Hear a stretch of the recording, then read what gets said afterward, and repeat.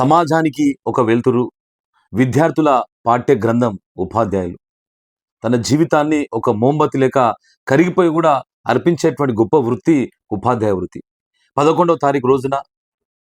సమాజం ఆశ్చర్యపడే విధంగా విద్యార్థుల యొక్క మానసిక పరిస్థితి ఏ రకంగా ఉందనేటువంటిది యావత్ సమాజం, యావత్ భారతదేశం దిగ్భ్రాంతికి గురి చేసేటువంటి దౌర్భాగ్యమైన సంఘటన జరిగింది. రూపారెడ్డి అనేటువంటి ప్రిన్సిపల్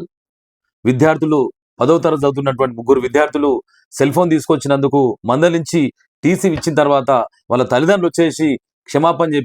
చెప్పిన తర్వాత వాళ్ళని తీసుకున్న తర్వాత ఆ ముగ్గురు విద్యార్థులు గంజాయి సేవిస్తూ వాళ్ళకు సంబంధించినటువంటి అన్ని కూడా వీడియోస్ అన్ని తీసుకున్నందుకు ముగ్గురు విద్యార్థులు కక్షగట్టి ఆమె భర్త లేని సమయం లోపల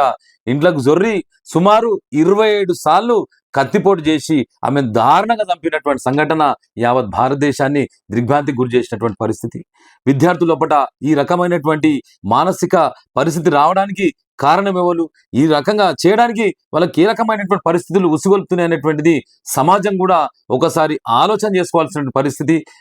తల్లిదండ్రులు కూడా ఆలోచన చేసుకోవాల్సిన పరిస్థితి, సమాజం కూడా ఆలోచన చేసుకోవాల్సిన పరిస్థితి ఈరోజు దాపరించిందంటే అది అంటే విద్యార్థులు చెడు మార్గం పోకుండా ఒక మంచి మార్గం పోవాలి, ఒక మంచి పద్ధతిగా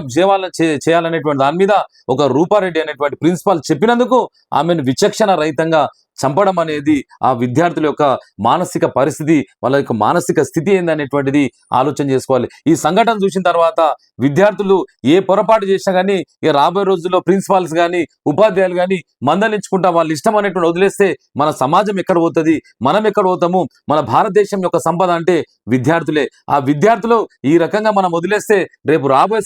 సమాజం ఏ రకంగా నిర్మించుకుంటాం, భావి భారత సమాజం ఎట్లయితుంది అనేటువంటి దాని మీద కూడా అందరూ కూడా ఆలోచన చేసి దీనికి ఒక శాశ్వతమైనటువంటి పరిష్కారం ఏర్పాటు చేసుకునేటువంటి ప్రయత్నం చేయాలనేటువంటి విషయాన్ని, దీనికి ఎక్కడ ఏ రకంగా వీళ్ళ లోపల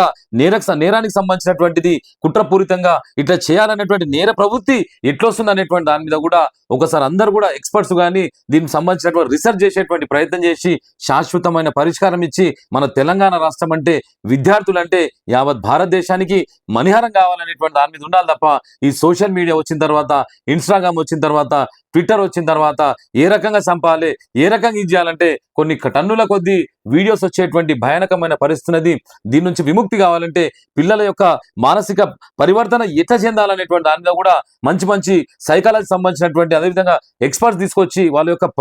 ప్రవర్తన లోపల మార్పు తీసుకొచ్చేటువంటి ప్రయత్నం చేస్తే బాగుంటుంది అనేది తెలంగాణ యువజన సంఘం తరఫున తల్లిదండ్రులను కోరుతున్నా, ఉపాధ్యాయులను కోరుతున్నా, సమాజంలో ఉన్నటువంటి అన్ని వర్గాలను కూడా కోరుకుంటూ నవ సమాజాన్ని నిర్మించాలంటే అది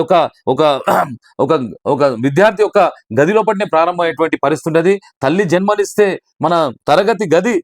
గని ఆ గని లోపట ఈ రకమైనటువంటి నేర ప్రవృత్తి జరిగినప్పుడు మన సమాజం అనేది ఎక్కడ పోతుంది? ఆ తరగతి గది లోపట, ఆ గనియం లోపట మనకు ఒక నడక నేర్పుతుంది, మాట నేర్పుతుంది, పాట నేర్పుతుంది, సంస్కృతం నేర్పుతుంది, సాంప్రదాయాలు నేర్పుతుంది. మనకు ఉన్నటువంటి అన్ని కూడా నేర్పేటువంటి తరగతి గది ఈ రకమైనటువంటి నేర ప్రవృత్తి వస్తే మన సమాజం ఎటుపోతుంది అనేటువంటి దాని మీద కూడా పెద్దలు అందరూ కూడా ఒకసారి సోంచాలని చెప్పేసి కూడా తెలంగాణ యువజన సంఘం తరఫున సవినయంగా తెలియజేసుకుంటున్నాం.